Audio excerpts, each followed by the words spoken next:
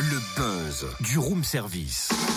Le buzz du room service. Coup de projecteur sur un talent, un événement, une personnalité de Bourgogne-Franche-Comté. Eh ben voilà, comme demandé, 40 bougies sur le gâteau. Mais pour qui?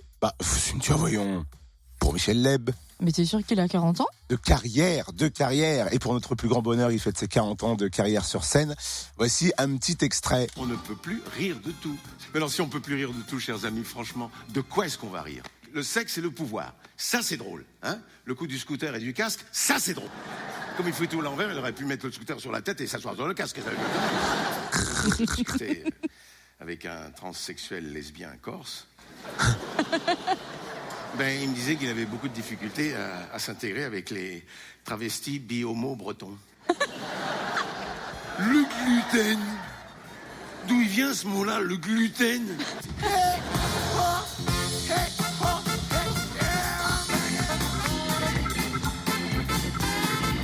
2 heures de show, c'est la mouche tsetse sur le gâteau, on peut le dire. Ses plus grands sketchs, des nouveautés, puis pour garder la cadence de la musique, un vrai spectacle de musical carrément en fait. Et le tout toujours avec classe et élégance. Bref, la vie est leb. La tournée a démarré en octobre dernier. Elle passe par le Zénith de Dijon ce soir et Micropolis Besançon demain soir. Michel Leb, bonjour. Bonjour à tous. 40 ans de carrière, est-ce que vous vous souvenez de votre première scène? C'était quand? C'était où? Alors, ma première scène, c'était à Brest. Vous voyez que c'est pas du tout dans le même coin. Pour être très précis, c'était en 73 exactement. Donc, vous voyez, ça remonte quand même un petit peu. Ça fait un peu plus de 40 ans. Mais voilà, c'était à Brest, dans un club.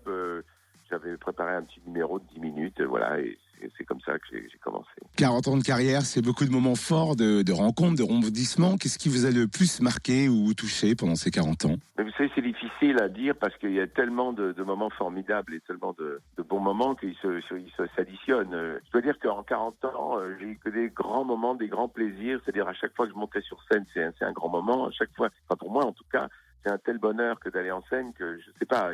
Ce sont des choses qui s'additionnent.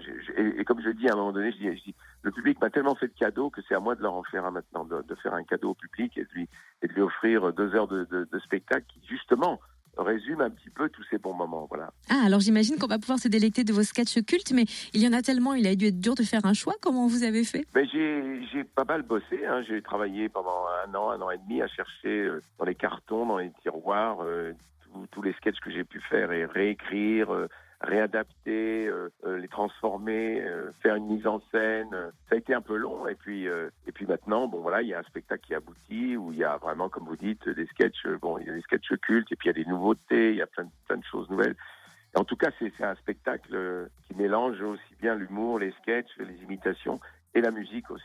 Est-ce que vous ressentez toujours la même chose quand vous montez sur scène, quand vous êtes derrière le rideau? Ah oui, toujours. Oui, toujours. Je panique terriblement. Et ça, c'est très bon. Moi, je trouve que, même si quelques secondes avant d'entrer en scène, on a vraiment envie de disparaître, on voudrait être chez soi, tranquillement, en train de boire un petit verre. Là, franchement, c'est pas passé. Ça, j'ai toujours le trac et c'est très bien. Parce que je vous dis, c'est un booster, c'est une façon d'entrer en scène qui fait que, là, on est sur les charbons ardents et c'est très, très bon.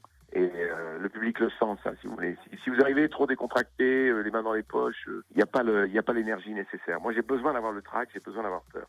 C'est un stress qui est nécessaire et qui est bon, en fait. Et si c'était à refaire, on reprend la même partition, on la rejoue intégralement ou on change une note, un soupir, un pont? Oui, on peut toujours changer des choses parce que on peut faire des erreurs, on peut se lancer dans une direction et se rendre compte que c'est pas toujours la bonne. Et ça, c'est normal. Il faut justement faut faire des erreurs pour se rendre compte de ce qu'il faut faire réellement. Donc, si je devais recommencer, je garderais la partition, mais je modifierais probablement des petites choses. Mais la couleur musicale, je la garderai jusqu'au bout, je garderai la même. Et le room service est à votre disposition. Vous pouvez appeler la réception pour votre petit déjeuner.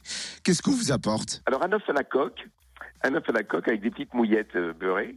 J'adore ça. Et puis, des viennoiseries, des toasts avec du beurre, de la confiture. Et alors là, tout le monde va crier au scandale, mais j'adore le Nutella et je me mettrai une tartine de Nutella. Voilà. Cynthia, t'as pas poussé ton cri? Non mais c'est pas grave, on va lui trouver de la pâte à tartiner sans huile de palme. Ah mais bien évidemment. Parfait, tout le monde sera content donc. Rendez-vous ce soir, Zénith de Dijon, dès 20h et puis demain, Micropolis Besançon à 20h aussi.